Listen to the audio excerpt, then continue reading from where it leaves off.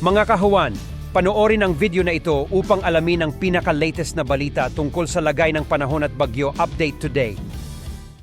Sa ngayon po, umurong na yung epekto ng frontal system dito sa may Northern Luzon at siyang hindi na nakaka-apekto po dito sa ating mga kababayan doon. Habang yung easterlies naman o yung mainit na hangin galing sa silangan, nakaka-apekto pa rin sa malaking bahagi ng ating bansa at itong easterlies pa rin po ang nagdadala ng mga paulan lalo na sa bahagi po ng Mindanao.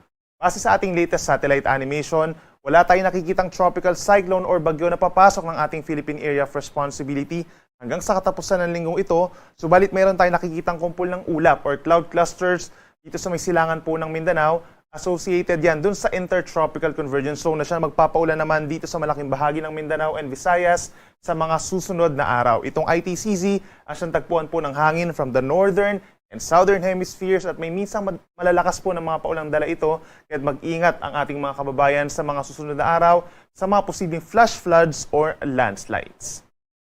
In terms of our heat index po kahapon, araw ng Martes, pinakamataas po ang heat index sa may Pili, Camarines Sur and Butuan City, Agusan del Norte, umabot po ng 46 degrees na delikadong antas ng heat index. Habang sa may Metro Manila po, umabot din sa dangerous level na up to 42 degrees ang heat index.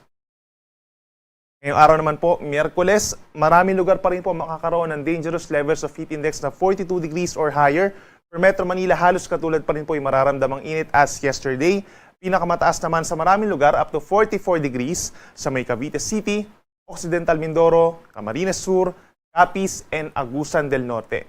At base naman sa ating heat index map, kung mapapansin po nila, maraming lugar din dito sa may bandang Hilagang Mindanao, Dipolog City, dito rin sa may parting Eastern Visayas, Panay Island, sa may Siquijor, mataas din po ang heat index. At dito rin sa mga kalapit na lugar pa sa may Cavite City, sa may Palawan, hanggang sa may Masbate and Camarines Sur. Meron din tayong mga delikadong level ng heat index.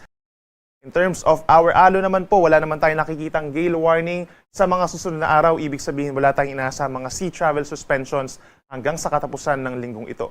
Usually, banayad lamang po yung taas ng ating mga pag-alon hanggang 1 metro sa malayong bahagi ng ating pampang. Pero kapag meron tayong mga thunderstorms, posible lamang itong umakyat sa hanggang 1.5 metro.